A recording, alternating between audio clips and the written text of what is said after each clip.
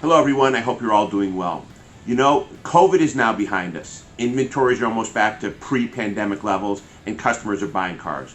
But unfortunately, what else is behind us is the day of large grosses. It's time to start selling and negotiating again. There is one question that is asked all the time that is the absolute killer of gross. I mean, literally, there is one question that most salespeople are trained to state that will drop your gross from a great deal to a mini commission in 10 seconds or less. And that question is, what payment did you have in mind? Now, typically this question is asked during the negotiations.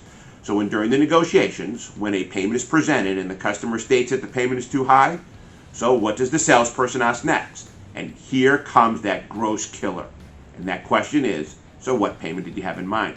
Now the customer states a ridiculously low payment and all your gross just got flushed down the toilet. Even worse is your customer is now in control of the negotiating process.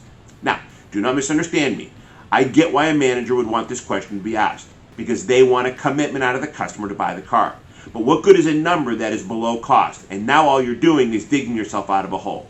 So, the next time a customer states the payment is too high, before you give up all your gross, ask yourself, is the question of what payment do you have in mind worth asking? Thank you for watching my video, and I hope I inspired you. If you enjoyed the content, please like, share, and click the subscribe button. Once you subscribe, make sure to hit the bell so you can receive more content like this every week. And should you have any comments or questions, I'd love to hear them.